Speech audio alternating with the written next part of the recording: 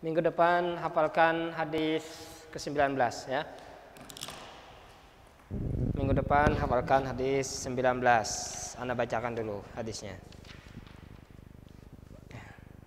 Panjang ya. Lumayan. Kita pelajari hari ini hadis ke-19. Bismillahirrahmanirrahim. Alhamdulillah wassalatu wassalamu ala Rasulillah wa ala alihi wa sahbihi wa man wala. Hadis ke-19.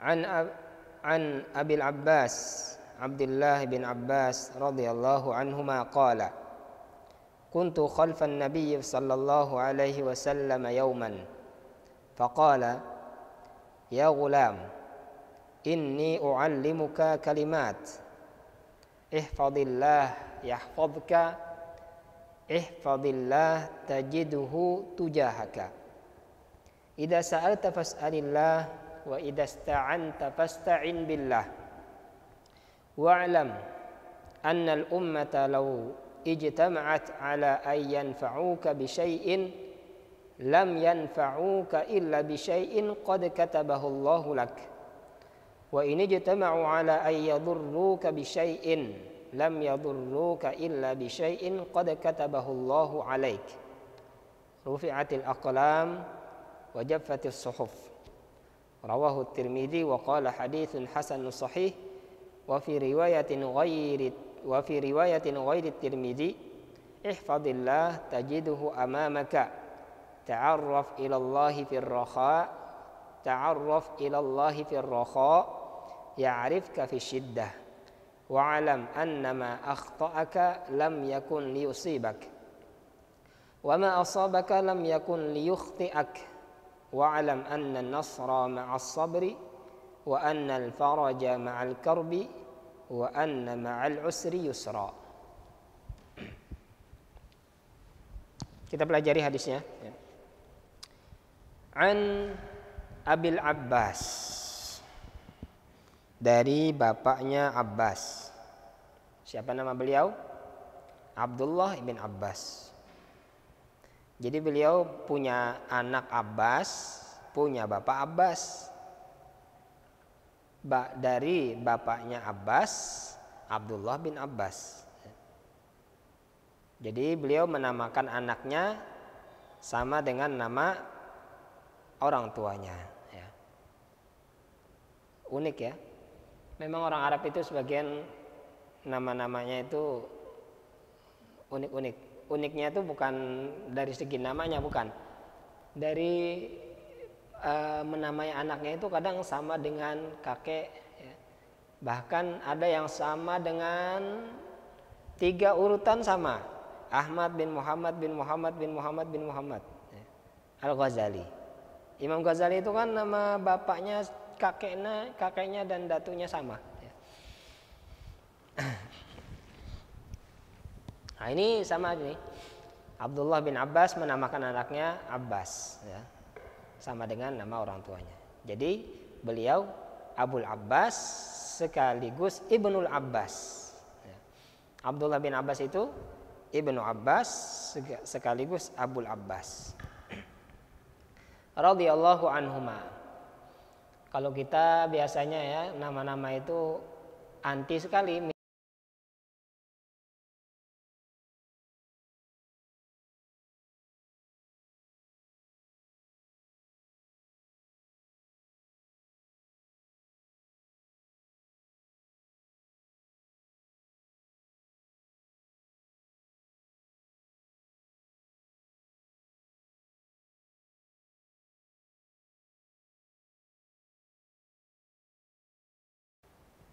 Kadang ya kan, sebagian kita memberikan nama kepada anaknya itu mikirnya tuh capek ya. Berminggu-minggu ya milih-milih nama ya. Pilihannya ratusan, bingung ya. Kalau orang Arab tuh kayaknya enggak seribet kita ya. Kita ini ribet bikin nama. Mirip tetangga, mirip teman tuh nggak mau ya. Apalagi mirip ayah, mirip datu ya. Kalau orang Arab enggak. Mirip bapak nggak apa-apa, mirip ayahnya nggak apa-apa. Orang Arab dulu ya, nggak tahu orang Arab sekarang. Apa kata Abdullah bin Abbas? Kuntu khalfan Nabi sallallahu alaihi wasallam faqala. Aku pernah berada di belakang Nabi sallallahu alaihi wasallam. Nah, ini termasuk adab ya. Adab seorang murid terhadap gurunya ya. Adab terhadap orang yang dicintai, yang diagungkan ya. Kita berada di belakang ya. Jadi kalau jalan itu termasuk adab terhadap guru ya, dan ditulis di kitab-kitab adab ya. Seorang murid itu kalau jalan bersama gurunya, itu seorang murid berada di belakang. Jangan berada di depan ya.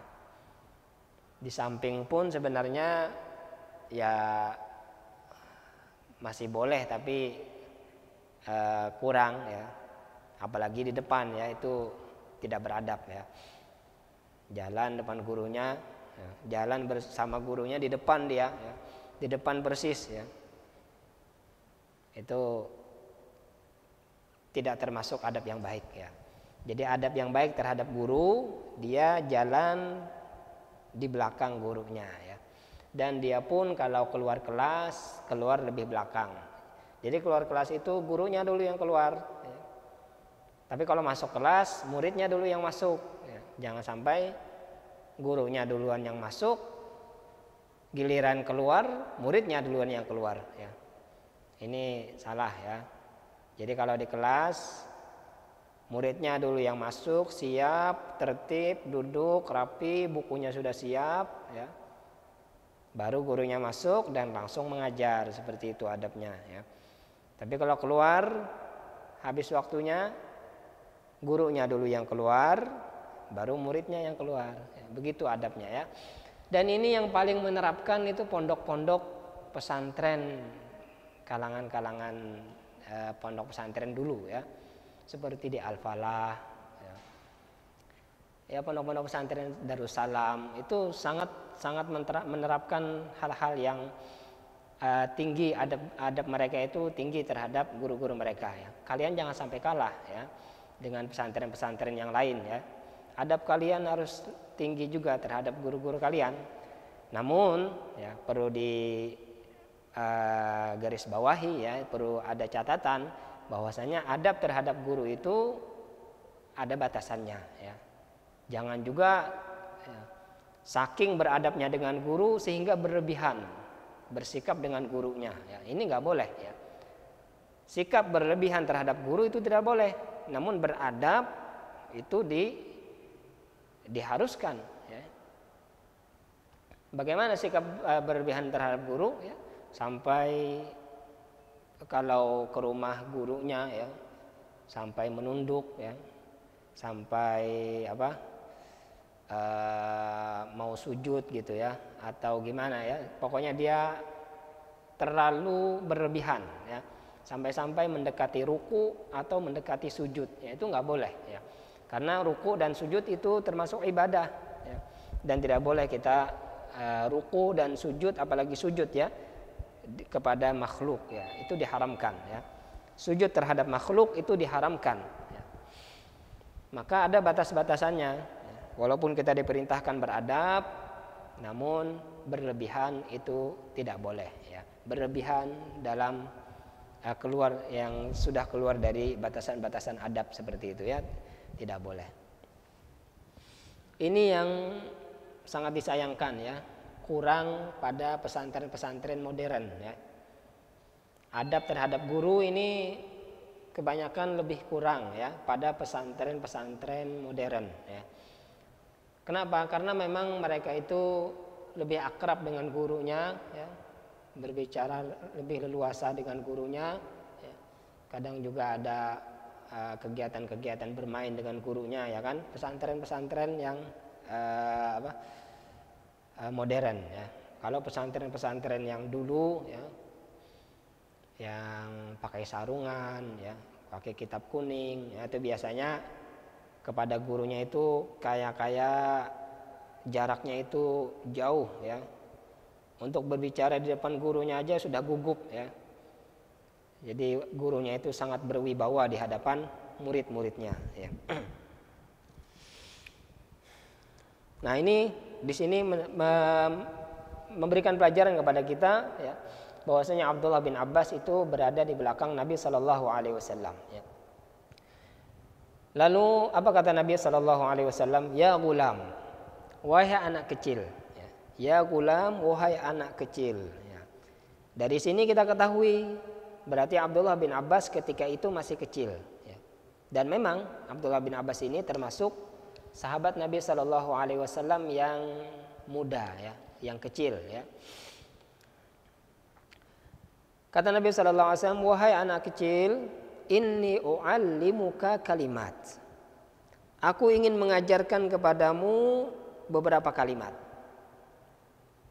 Ini bukan pengajaran kalimat bahasa Arab, ya. Bukan berarti kalimat di sini ini ada kalimat bahasa Arab hafalkan. Enggak, orang Abdullah bin Abbas saja orang Arab, ya kan. Dia sudah mengerti tentang bahasa Arab. Ini maksudnya kalimat yang kalau kau amalkan, ya, kau akan mendapatkan faidah-faidah, ya. Kau mendapatkan kebaikan-kebaikan, ya. Kata-kata yang kata-kata berupa nasihat, ya. Kalimat di sini maksudnya adalah nasihat-nasihat, anjuran-anjuran, ya, perintah-perintah dari Nabi Shallallahu Alaihi Wasallam untuk diamalkan. Ya. Apa kalimat yang diajarkan oleh Nabi Shallallahu Alaihi Wasallam kepada Abdullah bin Abbas?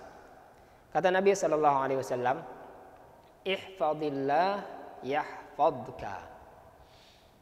Jagalah Allah, maka Allah akan menjagamu.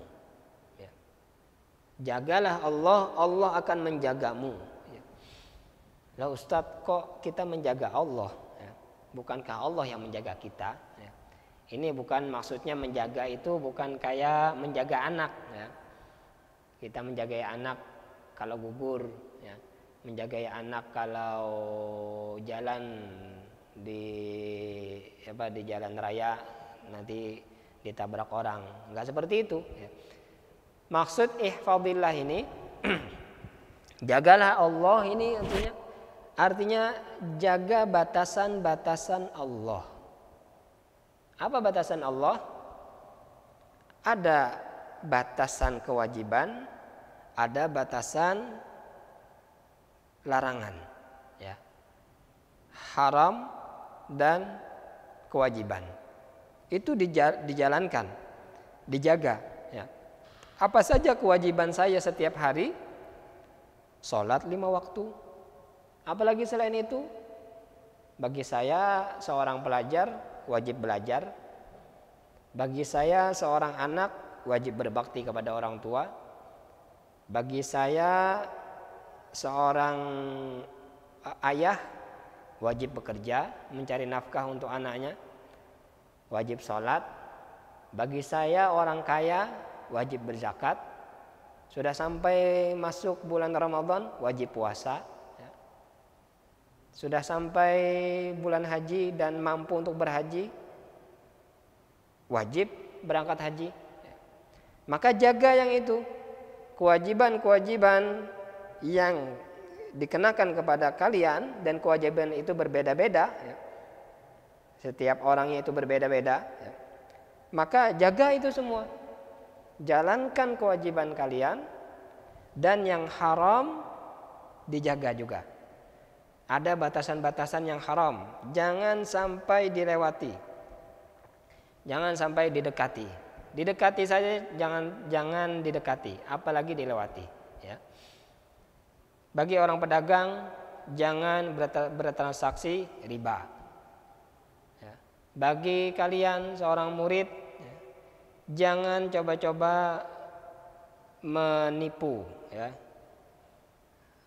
Misalnya menyontek atau hafalannya tidak hafal sebenarnya, dicatatnya di dinding, ya. Kisahnya aja kayak ini. Soalnya matanya kelihatan. Nah, ini kan menipu, ya. Dan kata Nabi SAW, man ghasyana falaysa minna. Siapa yang menipu kami, menipu kaum muslimin, ya, bukanlah bagian kami, ya. dia tidak termasuk kelompok kami. Ya. Nah itu kalian jaga, jangan sampai melakukan hal-hal yang diharamkan. Ya. Maka apa balasan dari Allah? Yahfadzka, Allah akan menjagamu. Ya. Allah akan menjagamu. Ya. Kamu di depan ada bahaya, Allah akan jaga. Bahaya yang akan di depanmu itu tidak akan menimpa kamu. Dan yang paling penting dari penjagaan Allah apa? Ketika kita menjaga batasan-batasan Allah, Allah jaga kita dari api neraka.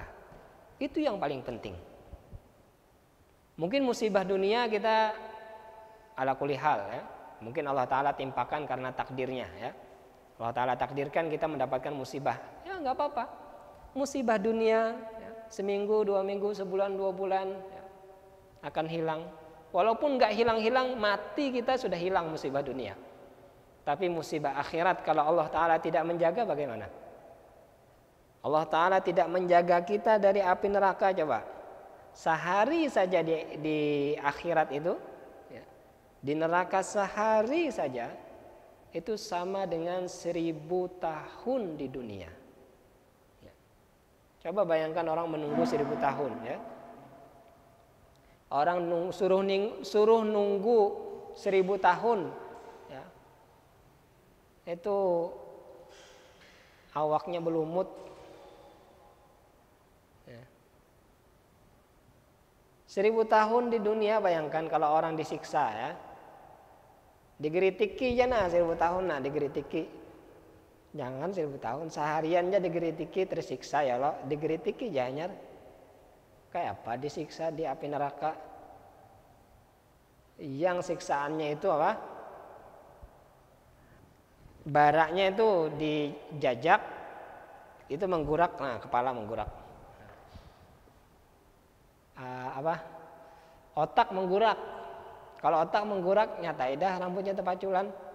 Masa otak menggurak rambutnya masih ada ya lo.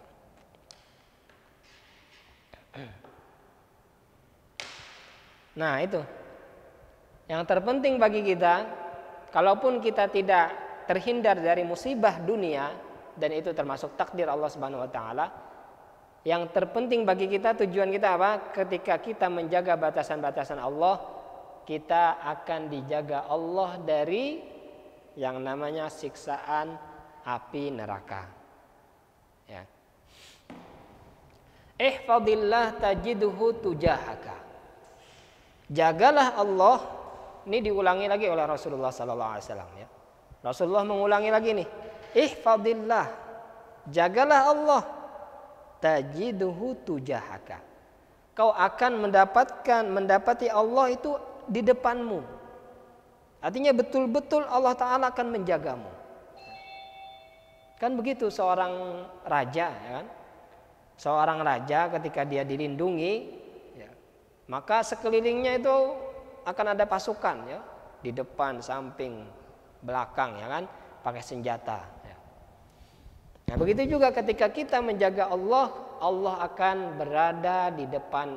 Kau akan mendapatkan Allah di depanmu. Artinya Allah akan menjagamu ya. Allah akan menjagamu sehingga langkah-langkah kamu ketika kamu hidup di dunia itu akan terjaga ya. Kamu tidak akan terjerumus kepada jurang ya, kehancuran. Kamu tidak akan terjerumus dalam lubang kegagalan ya. Kamu tidak akan tersesat karena ada yang menjaga. Dan ini balasan dari Allah Subhanahu wa taala ketika kita menjaga perintah-perintah Allah dan menjaga larangan-larangan Allah Subhanahu wa taala. Idza sa'alta fas'alillah. Apabila engkau meminta, maka memintalah hanya kepada Allah. Apabila engkau meminta, memintalah kepada Allah. Maka ini termasuk kesempurnaan tauhid. Ketika kita meminta hanya kepada Allah, maka ini termasuk kesempurnaan tauhid kita. Ini menunjukkan hati kita hanya terikat hanya kepada Allah. Bahkan ya, ulama-ulama salaf dulu, saking dia mengamalkannya hadis ini, ya, mengambil barang-barang yang ringan, ya, itu tidak mau minta tolong kepada orang. Ya. Misalnya pulpen jatuh, ya kan? Pulpen jatuh. Padahal temannya dekat, ya. Nggak mau dia minta tolong kepada temannya. Ya. Hal yang masih bisa dia lakukan, maka dia akan lakukan sendiri, ya, tanpa dia minta tolong kepada orang lain. Ya. Dan ini termasuk ya, kesempurnaan tauhid ketika kita meminta hanya kepada Allah, walaupun hal-hal yang kecil. Ya. Walaupun sebenarnya kita masih bisa minta tolong kepada teman kita, ya, orang tua kita. Ya. Tapi ketika hati kita sudah ta'alluq, ya, terkait berhubungan dengan Allah Subhanahu wa taala, ya, hanya mengharap kepada Allah, ya, maka hal-hal yang kecil, ya, kadang kita minta kepada Allah dan kita lakukan sendiri, ya. Wa idasta'anta fasta'in billah. Apabila engkau meminta pertolongan, minta pertolonganlah hanya kepada Allah, ya. Jadi ketika ada musibah, ada penyakit, ya, mau diangkat musibahnya, penyakitnya, ya, minta tolong kepada Allah Subhanahu wa taala agar Allah Subhanahu wa taala menolong kita, ya. Wa'lam, ketahuilah, annal ummata, bahwasanya umat, law ijtama'at ala ay yanfa'uka bi syai'in lam yanfa'uka illa bi syai'in qad katabahu Allahu lak. Ketahuilah jikalau semua manusia, umat ini manusia, ya, mereka berkumpul untuk memberikan manfaat kepadamu, ya, untuk menolongmu,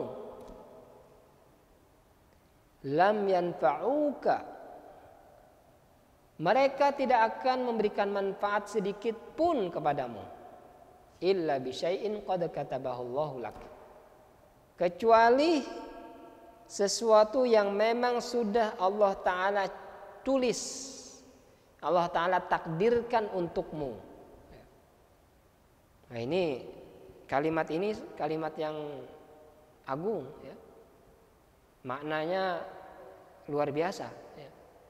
Kalau kita dalami, ini maknanya luar biasa. Semua makhluk dari Sabang sampai Merauke, dari Indonesia sampai Eropa, orang Arab, ya, semuanya bergabung untuk memberikan manfaat kepada kita. Tidak akan bisa memberikan manfaat kecuali sesuatu yang memang sudah Allah Ta'ala takdirkan, ya. Jadi tidak ada. Kalau Allah Ta'ala tidak mentakdirkan, maka tidak akan terjadi. Sekalipun semuanya berkumpul, semuanya membantu, ya, tidak akan terjadi, tidak akan ada, ya, tidak akan menghasilkan apa-apa jikalau Allah Ta'ala tidak mentakdirkan, tidak menghendaki hal itu terjadi, ya. Dan sebaliknya, wa ini jitama'u ala ay yadurruka bi syai'in lam yadurruka bi syai'in lam yadurruka illa bi syai'in qad katabahu Allahu lak. Jikalau mereka semuanya berkumpul untuk mencederai kamu, untuk memudaratkanmu, maka tidak ada yang bisa memudaratkanmu kecuali memang sesuatu itu sudah ditakdirkan oleh Allah Subhanahu wa taala. Dan ini tauhid, ya. Maka tidak ada lagi ketika kita menghayati makna kalimat ini, kita tidak akan mengharap kepada makhluk dan kita pun tidak akan takut kepada makhluk. Ya. Seberapa besar pun kekuatan makhluk, kita tidak akan takut. Karena kalau Allah Ta'ala tidak menghendaki terjadi apa-apa, maka tidak akan terjadi apa-apa. Sebesar apapun kekuatan kita ya, untuk menggapai keinginan kita, maka tidak akan terjadi, tidak akan tercapai keinginan kita. Cita-cita kita tidak akan bisa kita dapatkan. Walaupun sudah kita mengumpulkan tenaga, walaupun kita sudah mengumpulkan pasukan, sehebat apapun pasukan kita, tidak akan terjadi kecuali sesuatu yang memang sudah ditakdirkan oleh Allah Subhanahu wa taala. Ya. Jadi kalimat ini akan menenangkan jiwa seorang muslim. Ya.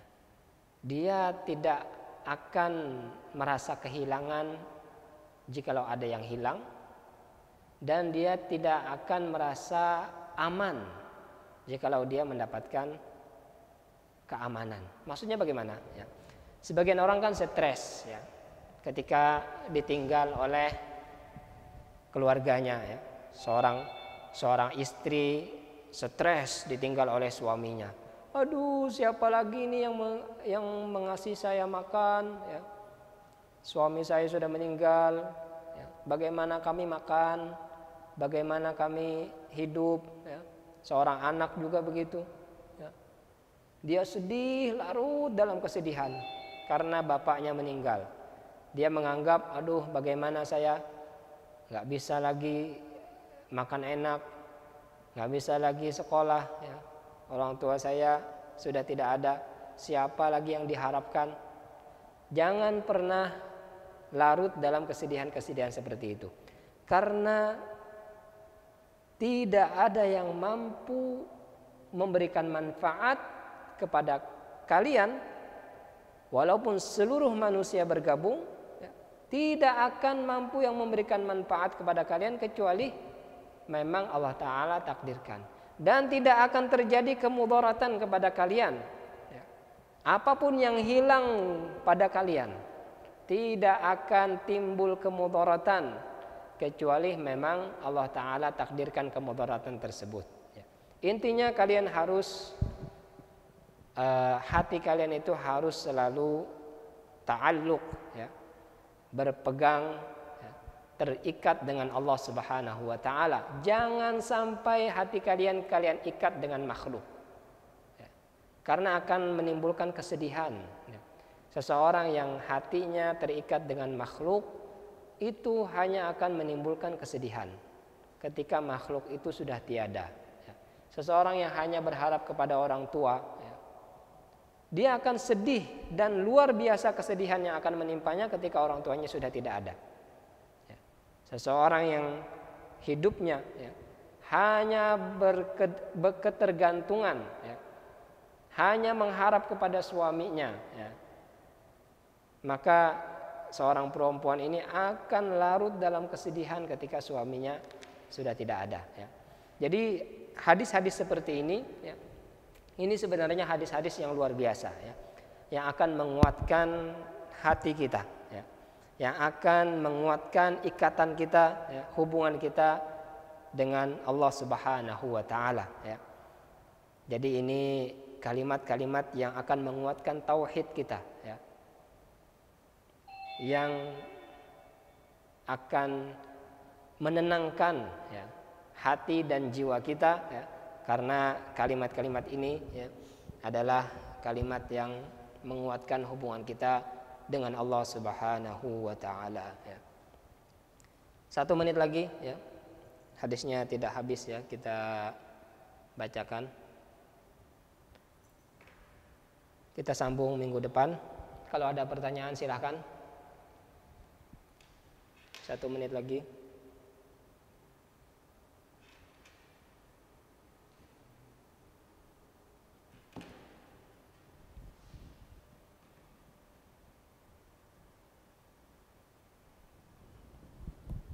Minggu depan hadis yang ke ini ya, hadis ke-19, hafalkan.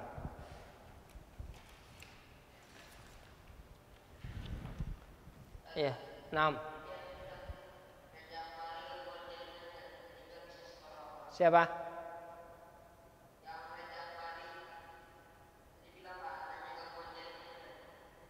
Siapa ngaranya? Oh, Reja. Ya kah? Ya. 6, syukran. Antum ketua kelas kah? Mau kelas? Mau kelas kah? Oh ya. Subhanakallahumma wa bihamdika asyhadu an la ilaha illa anta astaghfiruka wa atubu ilaik. Assalamualaikum warahmatullahi wabarakatuh.